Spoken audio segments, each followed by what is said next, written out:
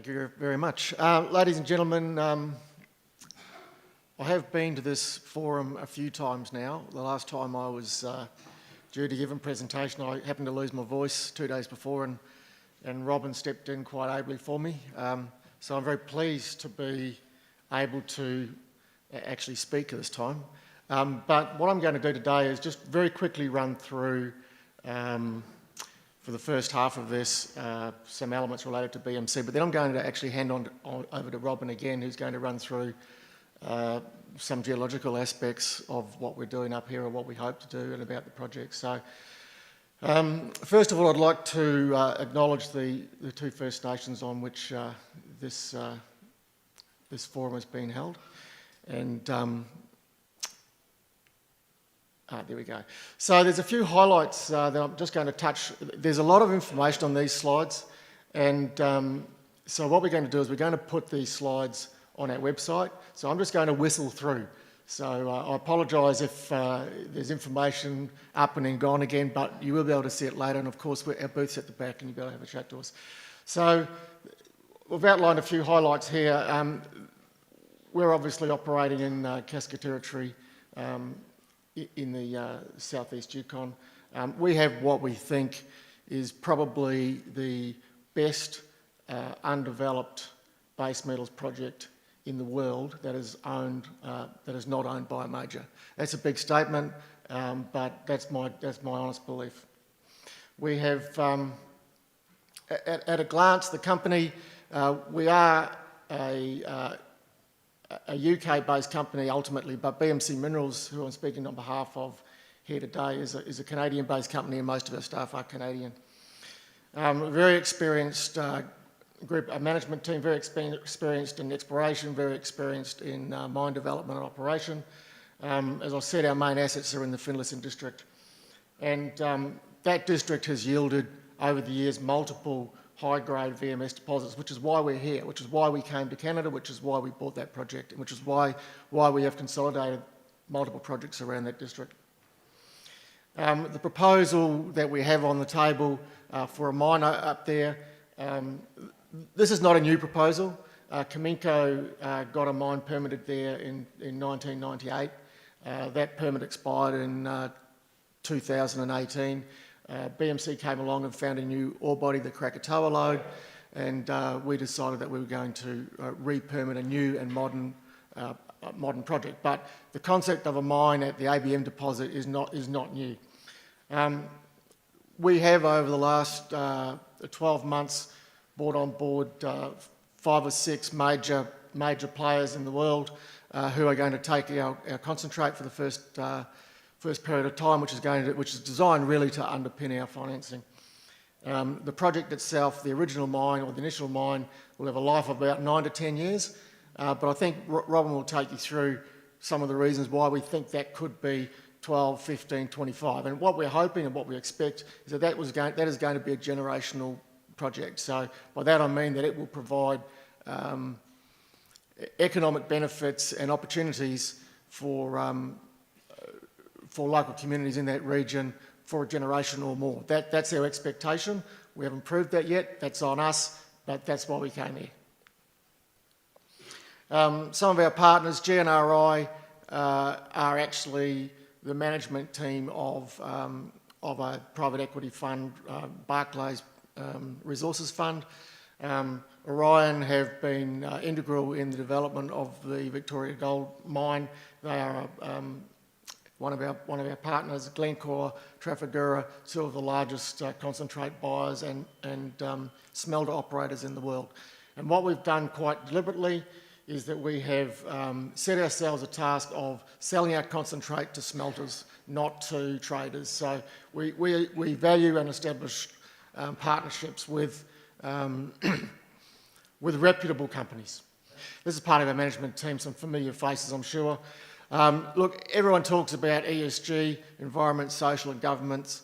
I think BMC's credentials are strong, and one of the things that I think I'll get to in a minute is why is the greenhouse gas emissions and gas emission intensity, which I think is a very big feature of this project, and you'll see why I say that. The resources and reserves on this project, look, this is a high-grade project. It's one of the highest-grade unmined projects in the world. That's what VMS deposits are. And Robin might answer some questions about what a VMS deposit is and what the characteristics are, but they are high-grade projects that have high margins, and they are generally very successful projects, and we've got one of the best. Alex spoke very quickly about metal prices. There's a bit of a misconception about our project. We are not really a zinc project. We are in actual fact a true polymetallic, of which there are very few in the world. So 45% of our revenue would be from precious metals, gold and silver. 55, and depending on the prices, it might be 50, it might be 60% of our revenue will be from zinc primarily, and then copper and a little bit of lead.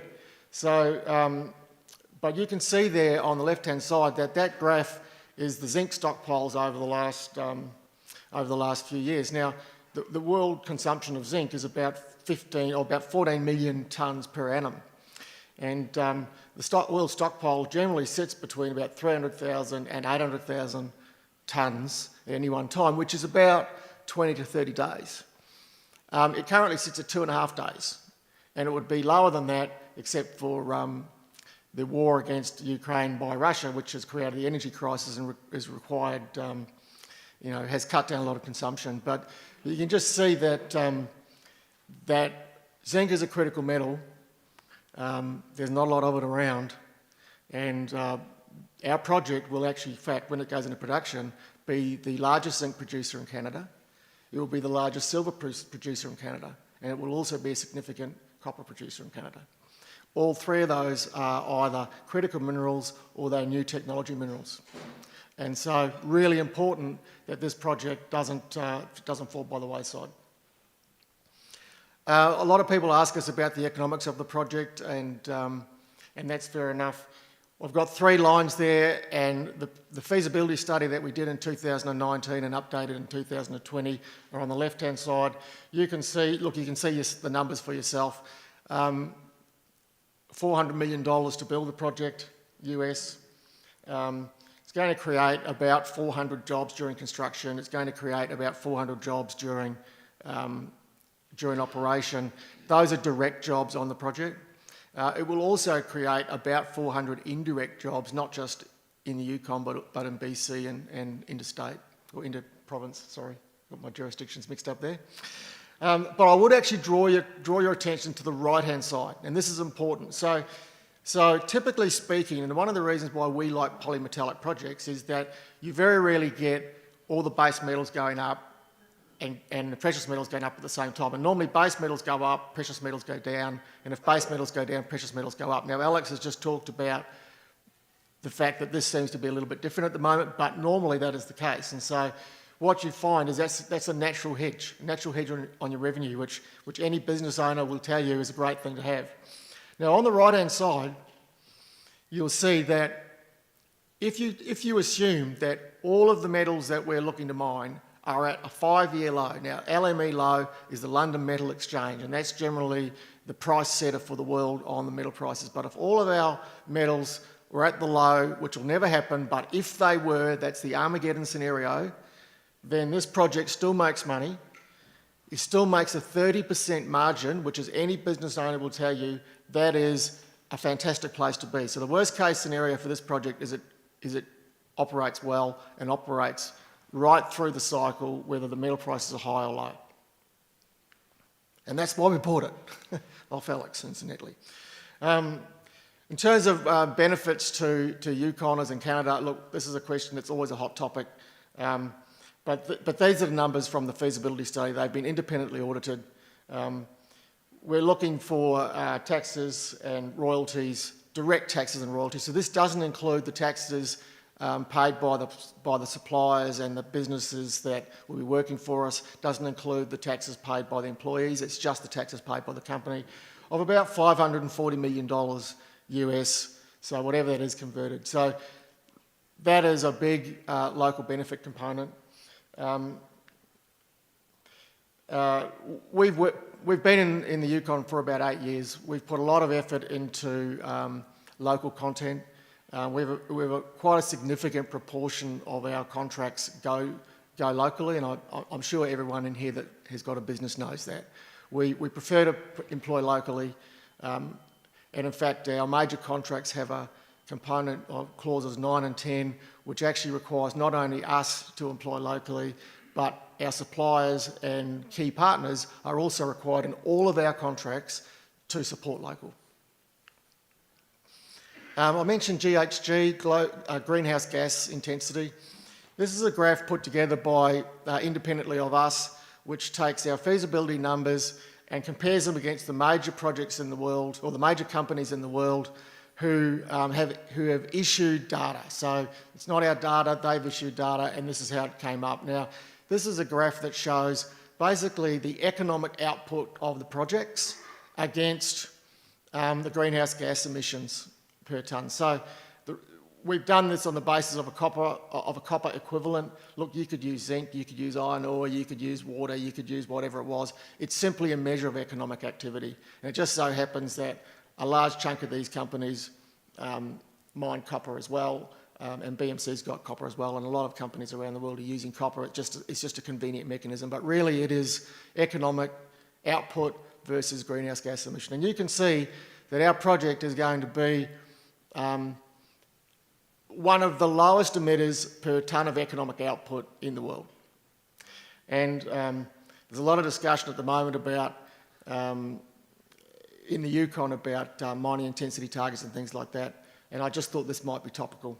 And I'm happy to discuss all of these things over at our booth later on today or tomorrow, and Robin and Ellen as well. Timelines and permitting. Look, there is a process in the Yukon. That is the process. We are part way through the process. We've applied for a water licence and quartz mining licence. There's a lot of water to flow under the bridge. There's a lot of discussions that have to happen. There's a lot of consultation that has to happen before we get too far, before we get permitted or licensed. That is where we sit. Those are the broad timelines. We've done a pre-feasibility study. We've then done a feasibility study. I think everyone's well aware of our progress to date. This is the hot question that everyone gets asked: when are we going to start construction? And look, the truth is that we think that we've got at least another 18 months of discussion with regulators, discussion with the First Nations, consultation. There's a lot to do. Personally, I don't think that we're going to be making a decision to construct this before 2024, probably before the middle of 2024. So there's a lot of discussion to be had yet, but we are making progress, we are working through things, and there's a lot of discussions to be had. So I haven't put a date against the final investment decision, but we will make one eventually, I promise. And now Robin will step up and just talk about why I think this is the best undeveloped project in the world outside of the majors. Thanks, Scott. As Scott mentioned, I'll give you a brief overview of our near-term exploration focus. For a more detailed description of the deposit, I would encourage you to seek out Nicola Denisova's recently published paper in Economic Geology, September's issue. She's a PhD student at MUN that we support. And for a regional overview, Matt Manners just published a paper in June of this year in Lithosphere, which has some neat new interpretations. So this is our land position in the district. Initially started with KZK there in the center, and the Pelly claims acquired from Teck, and then we've been consolidating the district a little bit as we've gone on. And this is Matt's updated stratigraphy. I just want to point out with that stratigraphy, we have claims over each of the mineralized packages within that stratigraphy. Within the district, as Scott mentioned, there are several known VMS deposits, and our total land package covers about 357 square kilometers. So, as many people in this room would have known, mid-90s, massive staking rush and flurry of activities in the district, spurred by ABM, Wolverine, and the Kona deposits. That's when ABM was fleshed out quite extensively, and then exploration trailed off in the late 90s. BMC purchased the project from Teck in 2015, and we really focused on 2 years of getting the project up to pre-feas and feasibility level studies. And then we turned our attention to filling out the baseline data around the project to give ourselves some meat on the bone to start really looking at where we can expand this to. And that includes some geophysics, detailed mapping, the PhD study that I mentioned previously, and some limited initial diamond drilling. So here's a property map, zooming in. You can see the prospective stratigraphy in the pink there. That's the Kuzakaya Formation, overlain by the Wind Lake Formation, some basinal sediments and some later mafic intrusions, and the Grass Lakes Plutonic Suite, which intrudes all packages. What I'd like to really point out here, we've got two objectives, is to increase the known resources in the deposit itself, and then start working outwards from the deposit in and around the proposed mine and mill. We have two productive horizons that are well constrained by Matt's work with some chemical abrasion TIMs, and that's the ABM in the upper portion of the stratigraphy and the GPF horizon down below. And then we've identified some cross-cutting structures that we feel are synvolcanic structures and form the locus of our focus. Inadvertent rhyming there. But we have about 10 really solid targets to date, multi-component targets on the property. But as I mentioned, I'm just going to zoom in to around the deposit where our near-term focus is. So here we have the ABM deposit in the shaded red, our Krakatoa discovery to the south of that. There's a major structural corridor that, again, we feel are synvolcanic faults, and were the locus of the mineralization and where it was focused at the time of formation. The colorful polygons you see there are basically just soil geochemical anomalies, multi-element base metals and pathfinder elements. And then on this map, we've got a proposed IP survey that we'd like to do in the summer coming up.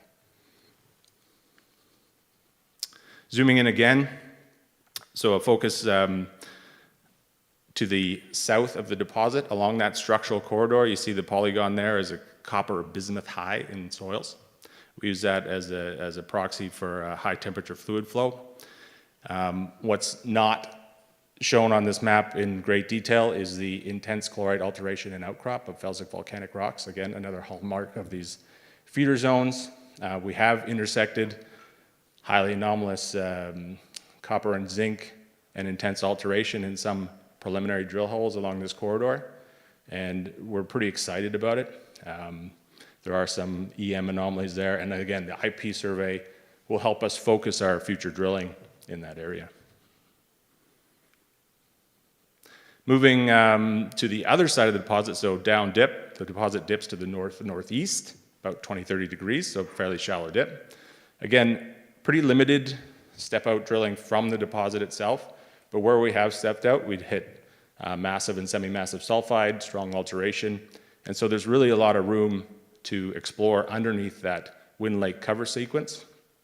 In addition, expanding the known resource down dip of Krakatoa, that's still open. And at the top of the screen here, you'll see we've got about 800,000 tons of inferred material that we'll look to convert and hopefully pull into the reserves. And that's pretty much the focus for the exploration for the near term and the end of the talk. I don't know if we have time for questions or if anyone has questions. Again, as Scott mentioned, myself and Scott and Alan are around the conference all week, so come seek us out.